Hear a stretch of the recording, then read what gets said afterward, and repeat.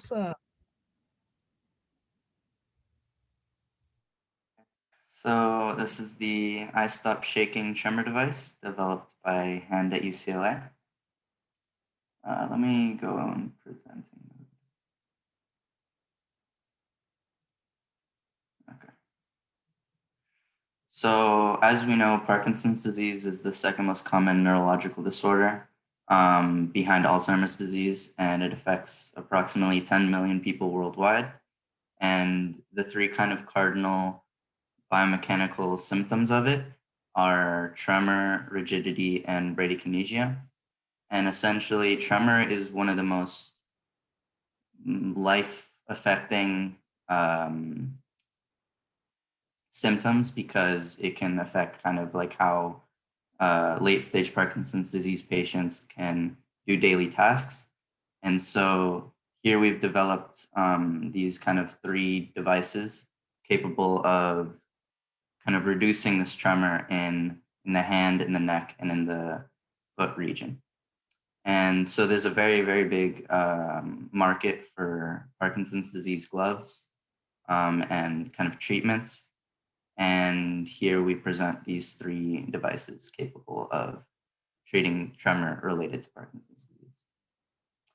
So as I said, there's the applicable market of Parkinson's disease, which is expected to grow a significant amount in the next coming years because of an ever-aging population and more awareness to the kind of detrimental effects that Parkinson's has on a person's quality of life.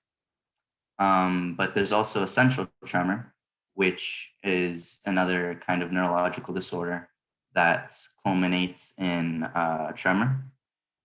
And so we can kind of use the same devices that we're developing for Parkinson's specifically. They can also be applied to essential tremor patients. And although it's a smaller market, it's still good to kind of broaden our scope to solve any problem we can with the solution that we have. And so these are three existing tremor devices, very similar to the ones that we're developing. So there's the Steady One glove, the Gyro glove, and the Calotrio. And these all have very different working mechanisms. Like the Steady One glove works with non-Newtonian fluids with counterweights. The Gyro glove has a relatively large gyroscope here, and that's able to counteract the tremor. And Calotrio works with peripheral nerve stimulation. But as you can see, they're all focused on wrist motion. None of them affect finger tremors. So kind of they'll help with more general tasks of like moving things, but maybe with fine motor tasks like writing stuff down, it might be still a little difficult even with these gloves. But they do offer very good solutions for Parkinson's patients and essential tremor patients. Like they can track the tremor progression. Like the Gyro glove and the Calotrio are very small and useful, whereas the Steady One is a bit larger. But the Steady One is battery free, which is a nice kind of aspect of it. So essentially, the I Stop Shaking glove that we're developing will target both wrist motion associated with tremor and finger motion associated with tremor. And at first, we wanted to use mainly gyroscope technology, but then we figured out that to have a very large gyroscope on the wrist would kind of make it too bulky of a device, and it didn't make sense for the device design. So we're thinking of using magnetorheological fluid for the wrist motion. And this essentially works. It's a smart fluid that can change its viscosity as a magnetic field is applied to it. So depending on how much and what type of magnetic field we apply to it, it can have different viscosities. And using this in concordance with the data that we get from accelerometers, we're able to do like real-time dampening in a sense of the tremor associated with Parkinson's or essential tremor. And then for the finger motion, we're going to continue using the gyroscope technology because it makes sense. It's on a smaller scale. And all this data that we're going to use, to use the magnetorheological fluid and the gyroscopes, will be gathered by accelerometers placed around the glove. And this data will be sent by Bluetooth to a user's mobile device, where it will give both the user and the user's doctor very useful clinical data on kind of like the progression of their disease of Parkinson's and how they're managing their motor symptoms.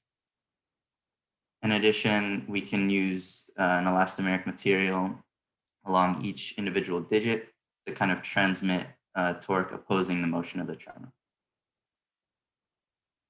So in terms of deliverables, we're looking at developing a prototype consisting of all the necessary functional features, such as the magnetorheological fluid, something to generate a magnetic field, so like a magnetic field stimulator. That will compose the wrist component, and then gyroscopes placed along the fingers for handling the finger motion, and then obviously the accelerometers scattered around. At first, the prototype may lack a complete user interface, but as long as it's functional, that's kind of what we're looking for at first, in terms of a first prototype at least. And then once we have a first prototype, we need to determine if it actually works before we kind of start embellishing it with all the final touches.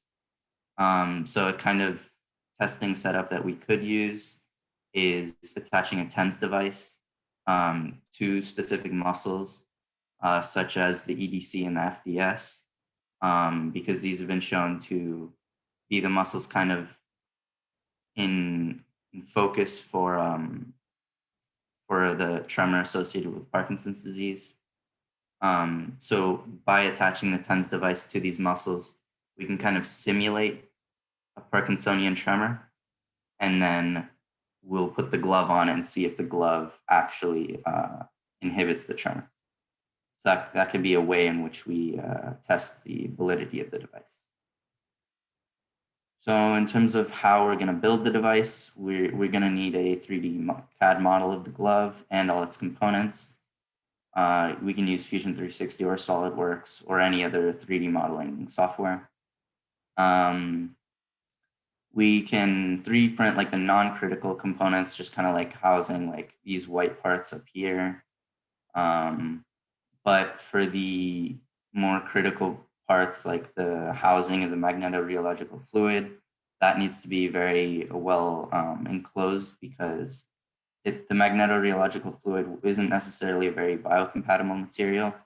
So we don't want it to become in contact with the skin, because that can have a lot of detrimental health effects. And then at the end, we can just assemble all of these together to the flexible fabric that will kind of enhance the wearability and make it a glove. And so this is our board of advisors. They're all very esteemed professors and neurosurgeons and neurologists that kind of guide us in this project, and give us kind of like industry and academic viewpoints on how we should build the device, what it should do, and stuff like that. And so they're offering us a lot of good advice. And then this is our team. This is our undergraduate leadership team.